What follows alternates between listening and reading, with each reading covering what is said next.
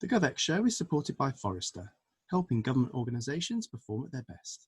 Visit forrester.com to learn more.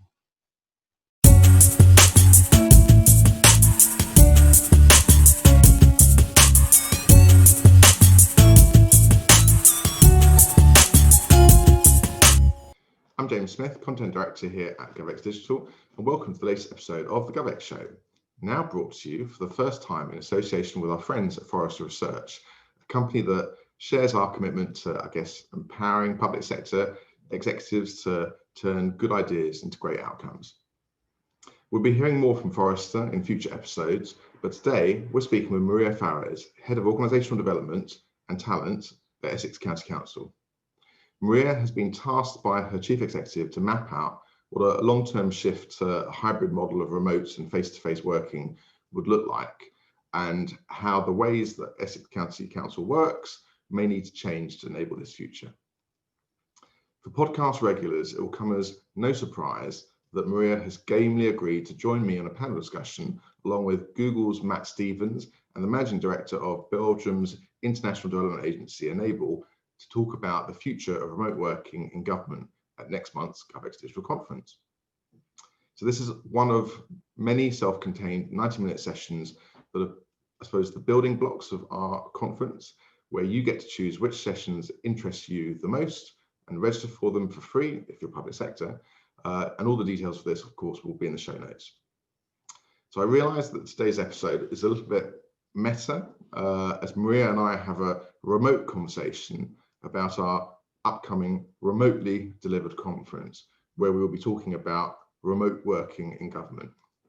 If this episode was a film, it would be Inception. Thankfully, it's not quite so long.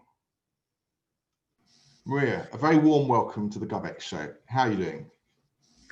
Very well, thank you. It's a pleasure for me to be here with you. Great stuff. Now, I am particularly excited today to have you on the show because I do have to declare a bit of a professional interest. Now, not a lot of people know this. I think I mentioned this to you before, but I'm originally from Essex. And even though life has led me many miles away from the county of my birth, whenever I get a glimpse of the Essex County Council's logo, those three curved swords, it puts a smile on my face. So I think for the benefit of our non-Essex listeners or viewers on YouTube, I'm going to have to try very hard to keep my enthusiasm in check for this episode. So whilst I try to keep my enthusiasm in check, perhaps you can tell us a little bit more about, I suppose, the scope of your role at Essex County Council. Sure. So I am Head of Organisational Development and Talent Management, which means that I'm responsible for the areas of change, which we have a little bit at the moment around, learning development, management and leadership development, talent, employee experience, and then performance consultants to support our teams to be the best they can be. So it's quite a wide and varied portfolio. Yeah.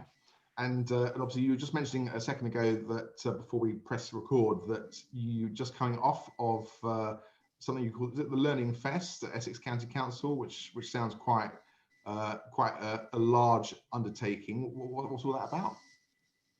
So Learn First, this is the second year we're doing it, and obviously this year we had to change the format. But it's basically a way we have to celebrate learning in Essex County Council and to really demonstrate that learning happens in many different ways. And we want to make learning a social event, a celebration event. Everybody recognize how important it is.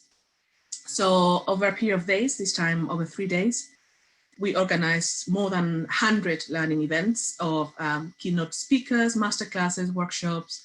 Some of them are delivered by our external speakers. Some of them are delivered by teams within the organization that are quite eager to share some of the learning and some of the skills they have.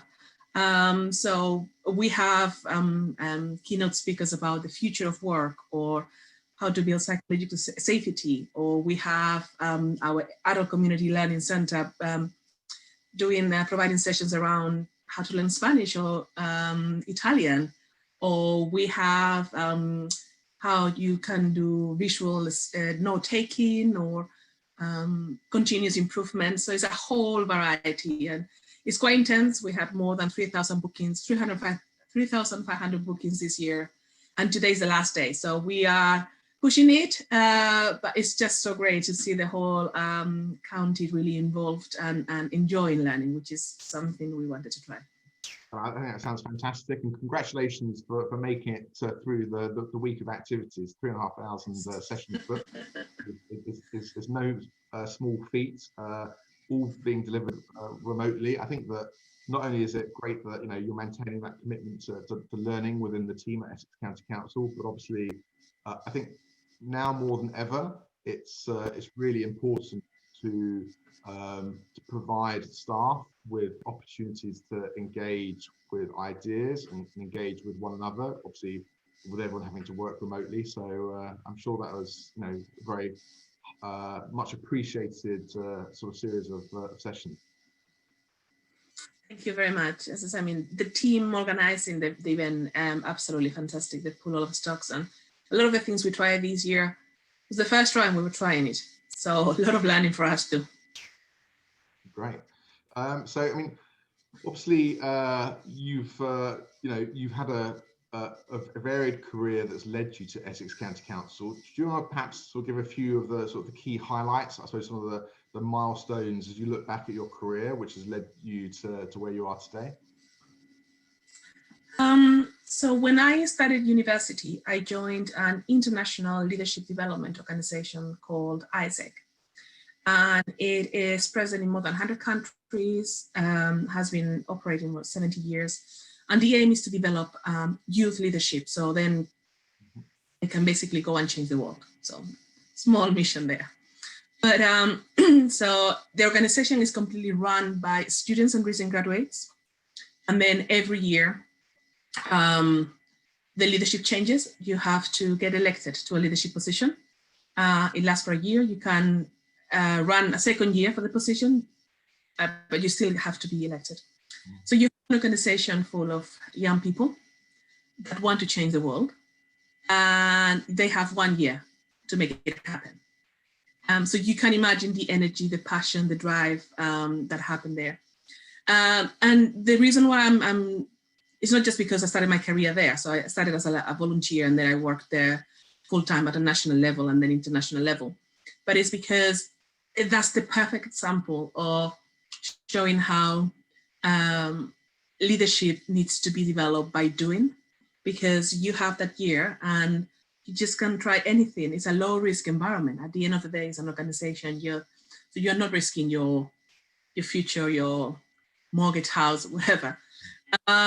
So you just try things. You just go and do, and you engage with multinational organizations, with governments, with the students from across the world.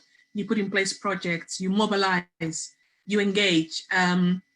So that was a brilliant way of start my career. And then I started working in the area of organizational development without knowing that I was working in organizational development, because it was around working with all the different kind of people, processes in organizations to support the delivery of our strategy. So leadership, management, talent, change, learning and development, all that combined, and how can people be more powerful together than just if you look at the processes one by one. So I then spent 1 year in Uganda working for PricewaterhouseCoopers there. I work in as an HR associate. I discovered I didn't like that part of HR, but it was really good to try it.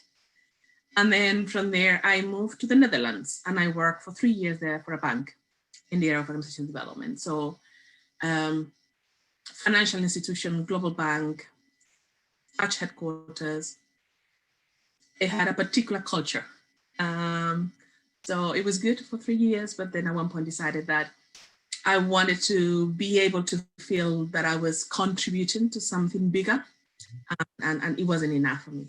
So then I moved to the UK, and I started working for Westminster City Council as an OD consultant.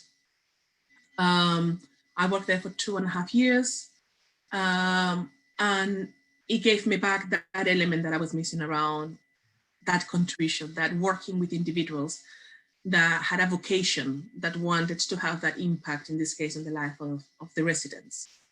From there, then I moved to Christian Aid, and I worked for 6 years there, as a head of organizational development. So back to an international arena, this time in the third sector. So back to my roots, working with them to establish organizational development as a way to look at change. So how could we have a systemic way of looking at change? How could we understand how different things impact, and how could we bring a strategy to life through the people in the organization? And then after that, I joined Essex County Council first as a head of leadership and talent. And then at the beginning of this year, the role expanded and is now including all the other areas that I mentioned at the beginning. So those are the main highlights. And that's quite a career progression. I mean, it's fascinating. Obviously, you've got that sort of multinational dimension of the Netherlands and Uganda. I mean, how exciting was that? You've got the voluntary sector work. You've got the cosmopolitan international sort of outlook, and obviously you've had experience both of Westminster City Council, which is a remarkable council in many ways, and now obviously Essex. So, how do you think that's shaped your outlook, and sort of what has that brought to you in terms of skill sets that you're able to bring to Essex County Council? So I've worked, as you say, across different countries, continents, sectors, demographics. So first is that level of learning and adaptability. So I can work in any industry. I'm almost like industry agnostic. So I can help organizations navigate complexity independently in which sector they are, because I have experience different, so I can understand that. So that's one thing. The other thing is also made me realize that a lot of the issues are actually the same in whichever country, sector, and it has to do, a lot of them, the core of it has to do with managers and how managers understand what their role is. And you can see in all those organizations, the wrong perception that managers have a day job, and then on top of that, they have to manage the people. And it's almost like an add-on, so they don't have time to do that. And one of the reasons for that is organizations haven't really invested enough on helping them develop their managerial mindset. What does it mean to be a manager? How can we help people to do the transition? So they were brilliant contributors, they were experts on something, they were doing really well, and then as a reward, they got promoted, and now they need to start managing people. But the main transition there that we ask them to do is to move from delivering results themselves to deliver results through others. But we haven't helped them manage that transition, understand that transition, change the mindset so they can do that. So that's an issue that I've seen in all those organizations that I mentioned before. So it's fascinating to see how they play out in different sectors in different countries. I think we'll dig into that in a second, but perhaps we can just round off, I suppose, the introduction of who you are and sort of your personality by maybe just sharing what do you like to do when you're not obviously busy working at Essex County Council. What do you do in your downtime? I don't have much of that. I have 3 very energetic small boys that keep me really entertained when I'm not working. So they are 9, 8, and almost 6. So say no more. I mean, clearly very little in the way of free time if you've got 3 rumbustrious boys to sort of look after. So perhaps another tack then. So obviously, you now work in Essex. Do you want to maybe give our viewers from out of side of the county some ideas about some of the, I suppose, the highlights of life in the county, whether places to visit or experiences that you've had in Essex? So Essex, it's a fascinating place to live. You have a huge variety of places. So you have cities like Chelmsford, vibrant, commercial. You have Colchester, one of the oldest ones. Then you have incredible country parks, the coast. I mean, everybody knows about Clacton and Southend, but with the kids, I rather go more towards Walton, Frinton, because you have that big place for them to run. And I don't have to keep saying no when they want to go to the arcade. So it's a perfect place for me. Yeah, Southend's Golden Mile was a bit of a money trap, but certainly you're right. I mean, obviously Essex, this is where I try to rein in my enthusiasm for the place, but obviously fantastic sort of coastal, whether it's the sort of the wild marshes of Mersey, or as you say, the seaside resorts, or the smaller towns. But as you say, Colchester, I mean, just a fantastic town, beautiful Norman Castle, wonderful Dutch Quarter off the High Street, lots of arts and crafts facilities. So certainly, if there's anyone listening from Visit Essex and there's an opportunity in your marketing team, please do consider me for the role. But anyway, moving back to the podcast. So I suppose 2020 obviously has been a transformative year for all of us. How has it been in terms of the working practices at Essex County Council?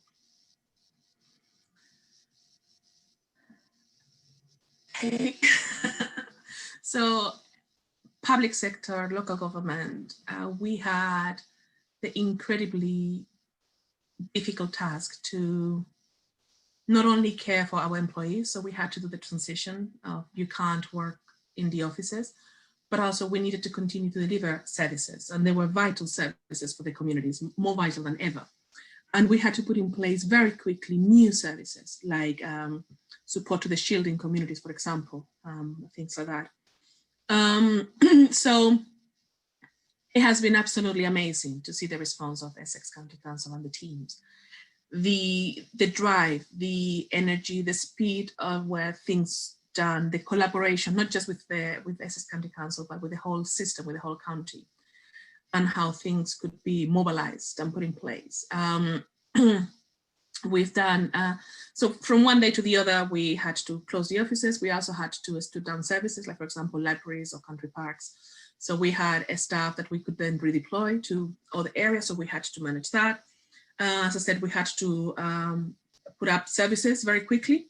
So the whole support to shielding community, welfare services, well as changing the way we were delivering some services, like libraries, for example, the uptake on e-books went through the roof during the lockdown, the pandemic, or we had to transition the adult community learning that they were face-to-face, transfer all those into digital. So a huge change on what services we needed to deliver, how we needed to deliver, and who needed to deliver them. And although I say that we had to move to work remotely, we can't forget that we did have a large part of our staff that couldn't go and work from home, didn't have the comfort of being at home when all this was happening. They had to be on the front line. Social workers, supporting care homes, supporting the vulnerable, the whole area around transport, etc., etc. So it was a huge undertake to change it, but one that, I mean, we couldn't be prouder of what the teams have delivered. And I suppose, what was required from an organisational point of view to support your teams through this obviously unexpected and profound transition in how they work? We put a lot of effort around the well-being support because it was clearly, and it continues, shock to the system, isn't it? And the unknown, anxiety, the risk level. So we were quite fortunate because we had started the previous year in November, the journey towards kind of a more digital learning. We had a new learning system. We had started that. So it was easier for us, I think, than all the organizations that weren't there yet. So we could build, for example, a well-being portal in a matter of a week with all new well-being resources, some of them very COVID specific, like for example, bereavement support that unfortunately was needed. So we were able to do that. We also were able to put a good library of resources around managing remote working. Some of our managers and teams, this was the first time we were working remotely. And we shouldn't underestimate the change that implies and how much you need to change how you approach work. From the small little things of the interactions to the big ones of how you manage performance. Huge difference. And also we needed to do that with the backdrop of the COVID-19. So kids were at home. I mean, I've been working with 3 kids at home.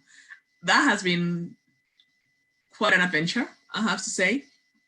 And so we needed to support the managers and the teams to understand how better adapt to that situation and how they could do it. But it's still the council delivered the services, not only the normal services, but all those extra ones that were required. So that one's. The other thing that the other support was, we had been rolling out slowly in a planned and structured way, Office 365, including Teams. Now we had to supercharge that implementation and put it in steroids. We had to do it for the whole rest of the organization in less than a week. And the IT team, supported by some of our change people, did it. And it was extraordinary. So from one week to the other, we went from, let's say, 10% people using Teams to the full organization using Teams to the maximum. And it wasn't just about using the Teams to make calls, but really helping them understand. So for example, we supported our senior managers to put in place live events so they could really more frequently engage directly with the workforce. And that has been hugely appreciated, and the staff workforce feel that they have been well supported throughout this period. So you've been asked, I know from your Chief Executive at Essex County Council, to sort of look into, I suppose, the long-term implications of remote working. What, I suppose, are the questions that you're looking to answer? So he had an hypothesis. His hypothesis was, we are seeing a lot of benefits on this way of working. There are things that seem to be working. There are obviously things that we need to improve or whatever. But his hypothesis was, unless we made a conscious effort as an organization, once restrictions were lifted, the organization will go back to the default way of working.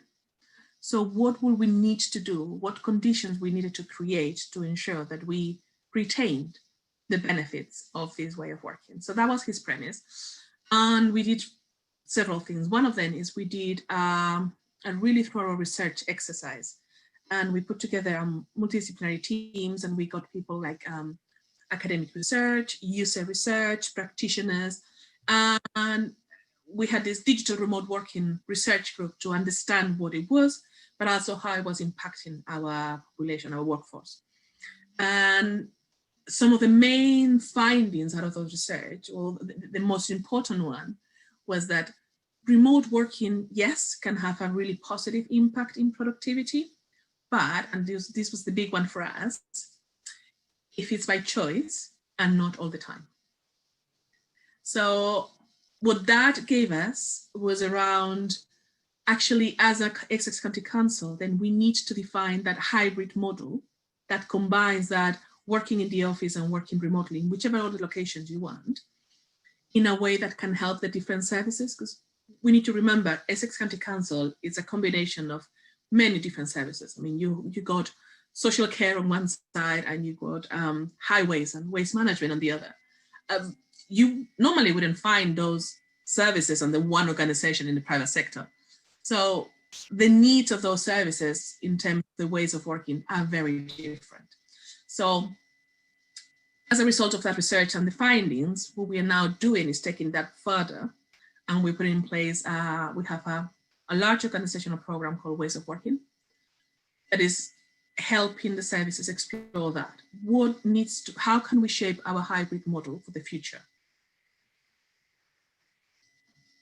So I think that one of the things which strikes me is that people of my generation certainly sort of, like to sort of refer to this as the new normal, but obviously there are people in the organization who have sort of grown up as teenagers, sort of, in a virtual environment, sort of, video chatting with their friends.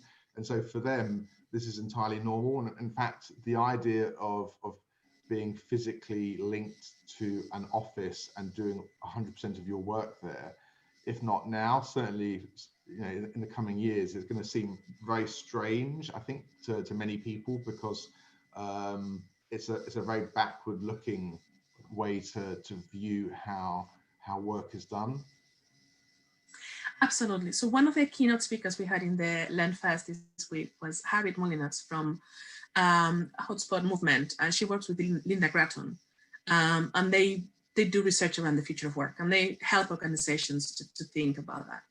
And some of the findings that she was sharing with us was that COVID has accelerated some of the trends that we were already seeing. So the question about where and when work needs to be done was already there, but now COVID has accelerated. So now we need to come up with our organizational responses to that where and when.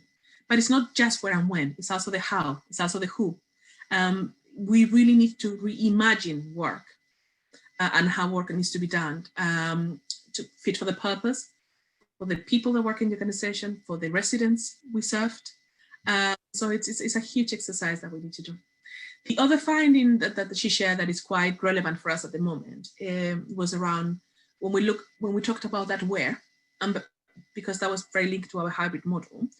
And that was around organization needs to become much better at identifying purposeful workspaces. So identify what tasks need to be done where. So it's not anymore about your role can be done here or there. It's more around within your role, which tasks are better done at home, individually, and which tasks require a collaborative space, something where you can exchange ideas, you can have those serendipity contacts to increase creativity and innovation. And once that's defined, then how can we design the physical space to allow that? So offices then need to move from being a space where people went to do their individual work. So you had a number of desks and you will come and do your work. And then you had meeting rooms, but the meeting rooms were less. They were kind of the minority. They were the afterthought. And I mean, how many people in organizations always struggled to try to book a meeting room for whatever. So we need to turn that in the head, because we've seen that actually you can do that individual work at your home and you have the tools and you can keep the connection. But when it comes to that work that require that cross-fertilization of ideas, that collaboration, that creativity and innovation, then if we could have flexible spaces in the workplaces to allow people to come together, obviously when COVID is gone, then that will be a much better use of that space. And I suppose, I mean, what are the risks of this new blended sort of hybrid, remote, physical working sort of practice? What are some of the areas that you think organisations like Essex County Council need to pay close attention to? So, a few of them. One of them is well-being, because although remote working or distributed work, so teams being in different places, can have advantages, we also know that it can impact some individuals. We can't assume that everybody has a right space in their own home to be able to do it. And especially if we look at the more kind of young people, they tend to live in shared spaces, shared flats, and spending the whole day in a small bedroom with a laptop sitting on the bed because they don't have a space to put a desk. It's not ideal. Now, we also need to understand that a lot of the isolation effects are not because of remote working, are because of COVID. And that we can't control, but we need to take it into account. But well-being is absolutely something critical. The second bit is around the social element. So the social element of teams, team bonding, building relationships, rapport, that chemistry that was there. It's a risk because we're not in the office. Those small moments that help to build that wasn't there. So we're going to need to find a way to strengthen that first in a virtual world once restrictions still in place. And after that, how can we then be quite conscious about how we use the time that we will have together in that flexible office space? And then is around capability. So managing remote teams is not the same as managing teams that are all in the same space at the same time. Now, we do have a lot of teams that were already working in that way. So our social workers, for example, because they are out and about visiting. So managers were quite used to that kind of people being over the place, but they still had the opportunity to bring them together at certain points. So then good practices could be shared and learning from other teams could be done. So it is important to look at how do we understand what's the difference between managing a team in the same place and managing a team that are not in that same place working. So one of the main challenges, I think, is about changing managing by the time you spend doing your work versus managing by outcomes. Because when you're working remotely, that's the only way you can. I mean, some quite disturbing news lately about spy software to track how employees work, or managers requesting that you keep your camera on the whole day to see what you do. I can't think about something more alienating and against everything you need to do to build a strong, robust team. So we need to help with that, not just for the managers, but for the team members. So I always give this example. So my kids were at school and then they were sent to homeschool. I think we lasted for a week doing homeschool. After that, all the plans went to the window. And then I realized that one of the main issues was that in the school, they get them prepared to complete tasks. They tell them what to do, when to do it, how long they have. And they have that supervisory element in the room. The teacher or the LSAs, they are there and they manage them. But schools haven't helped them, haven't enabled them or prepared them for a situation where they will have to do that on their own. They were not ready to self-control, self-regulate, self-manage. And with the managers and teams moving into virtual, it's a little bit like that. If you come from an environment where the manager was supervising, checking, sometimes micromanaging, supervising the work you were doing, and you are asked then to move, what support have we given you as a team member to understand then what you can do, what you can't do, how to do it, but also to manage it? You can't replicate that into a virtual environment. It doesn't work. I think you need to have, that conversation with someone in authority to really sort of lay out what the expectations are and sort of provide some sort of framework of responsibility, which then empowers managers when they have their conversations with their teams to say, okay, these are the organizational sort of perspectives on the new environment we find ourselves in, and this is how we're going to fit within that. So I think it really comes from the top, that sort of vision about how the organization is going to work in a new way. Absolutely. And that's one of the reasons why in this new kind of program that we have, Ways of Working, where we're exploring all those models, we have the board it's our corporate leadership team, because they are heavily involved in shaping and really moving forward this way. And they're the ones, as I said, connecting quite frequently with the workforce, trying to clarify their expectations and be really clear about, we have this issue now, and I think a lot of organizations do, about the endless back-to-back calls on teams, which of course are not healthy. So the CLT had a really strong role at saying, no, that's not acceptable. We need to stop that. And they role modeling about, we can't have meetings that last as long. We need to have the breaks. We need to take care of our health. And we are now moving into the winter, isn't it? So what can we do to allow our people to take advantage of what little sunshine we may have day to day? Because we need, it's not just our duty as an employer, but we really do care about our people. Our people are what makes us be able to provide the services to the citizen, which at the end of the day, that's what we're here for. So we need to make sure that they can do it, that they are physically and mentally healthy so they can do it.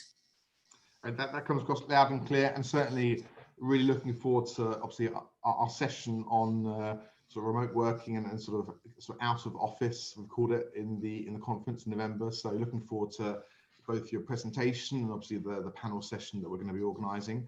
I thought that we'll just end the episode, as I like to do, just inviting you to recommend a book or an article or something you've seen perhaps in a YouTube video or podcast that you think is of professional interest and worth sharing with our audience.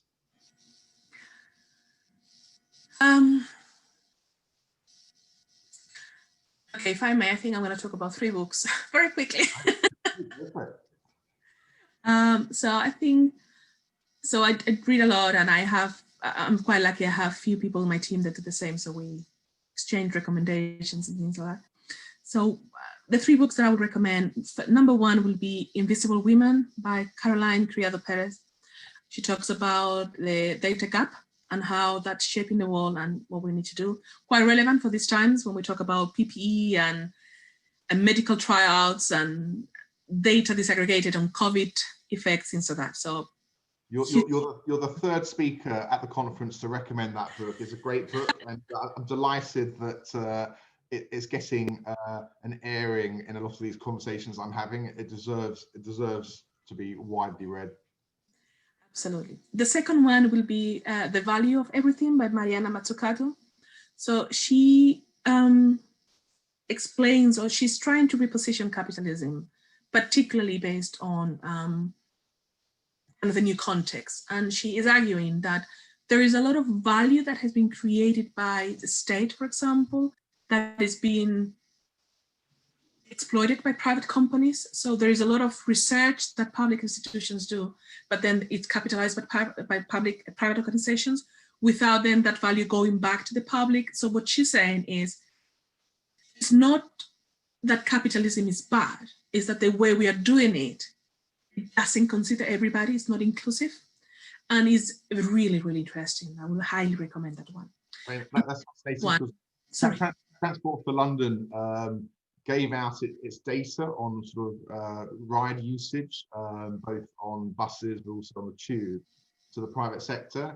And then the private sector sort of developed all sorts of new apps with it, made everyone's life better by providing visibility on when the bus is going to turn up, so did good things with it, but is then selling back analysis of the data which first came from Transport for London, but it's now selling back analysis back to Transport for London. So I think that that's not a fair exchange of value. It's value that was enabled by public sector data assets that was then sort of realized in the private sector, but it's being sold back to the host organization, the original organization which created the data. So I think that speaks exactly to what you're describing. Exactly. What she's trying to do in that book is to redefine the concept of value. At the moment, market, it's a very skewed term on what it gives value to. And she said, actually, it's not right. So I really recommend that one. Yes. And then the last one will be The Fearless Organization by Amy at Monson, which is absolutely critical in this time, and is around psychological safety. That's around how you can build teams in organizations where there is no fear to talk, to highlight if something has failed, it's not working, and you can support each other and continuously learning and adapting. And in a virtual environment, psychological safety is absolutely critical. So I highly recommend that book too. Well, I asked for one, you gave me 3. I've got to say, I appreciate that. Our virtual library of recommendations for our audience at the conference has room enough for as many recommendations as possible. But thank you for that. It's been great chatting through your role, obviously, at Essex County Council, and certainly looking very much forward to our panel session together at the conference next month. Maria, thank you very much. Thank you, James. I tried very hard to keep my genuine and completely unironic love of all things Essex under control during the filming of this episode. So for the record, I do remain totally in the market for any future Visit Essex ambassador role that might come my way.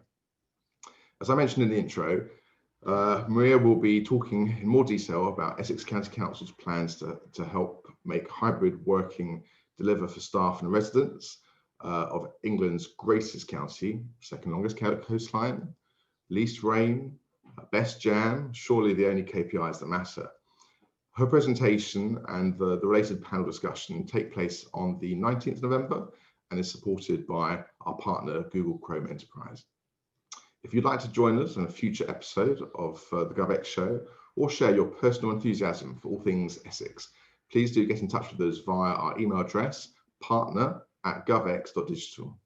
Look forward to seeing you on the line in the next episode of the GovX Show.